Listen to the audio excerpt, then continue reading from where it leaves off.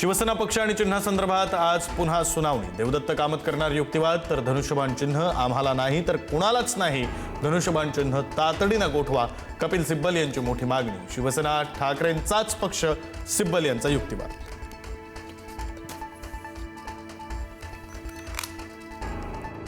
Rickshaw taxi चालकांवर मराठी सक्तीसाठी आजपासून कारवाई। लायसन्स बॅच निलंबित केले जाणार, तर वेळ वाढवून देण्याची काँग्रेस नेते वडेट्टीवारांची मागणी।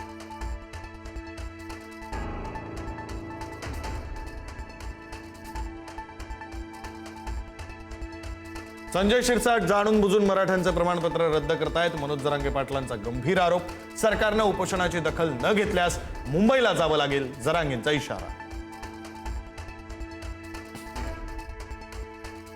लवकरच केंद्रीय मंत्रिमंडळामध्ये मोठे फेरबदल होण्याची शक्यता। शिवसेनेला आणखी एक कॅबिनेट मंत्रिपद मिळणार अशी चर्चा, तर राष्ट्रवादीलाही स्थान मिळण्याची शक्यता।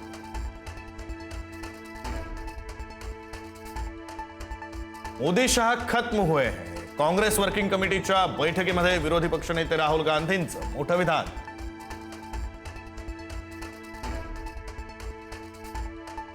वंदे मातरमच्या 6 कडव्यांऐवजी 2 कडवी गाण्याचा आणि 1937 मधील ठरावाचं पालन करण्याचा काँग्रेसचा निर्णय। काँग्रेस कमिटीच्या बैठकीत वंदे मातरम बाबत कोणताही भ्रम नसल्याचं मल्लिकार्जुन खरगेंकडून स्पष्ट।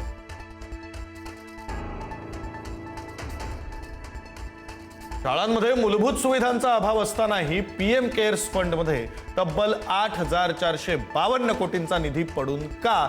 सीजेपीच्या संस्थापक अभिजित दिपकेंचा पंतप्रधान मोदींना सवाल। स्वातंत्र्याच्या 80 वर्षांनंतरही चिमुकल्यांचं शिक्षण झोपडीतच। धुळ्यातील पिरपाणीमध्ये झोपडीत भरते जिल्हा परिषद शाळा।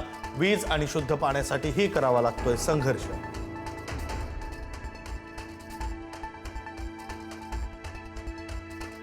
बॉलिवूडमधील कलाकारांच्या फेवरेट क्लबवर एफडीएची कारवाई। अॅनालॉग पनीरचा वापर ऑटर्स क्लबला भोवला। मुंडेंनी केला ऑटर्स क्लबचा परवाना निलंबित।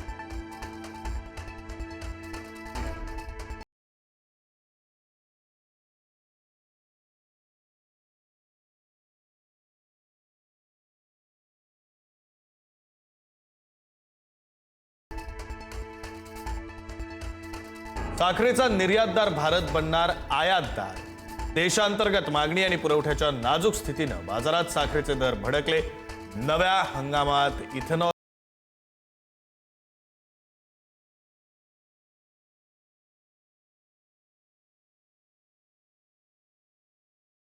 रामदेव बाबांनी केलेल्या टीकेला कंगनाचं सडेतोड उत्तर। माझं तारुण्य किंवा बेडरूमचे स्वप्न पाहू नका, तुमच्यापेक्षा माझं कॅरेक्टर चांगलं, कंगनाचा हल्लाबोल।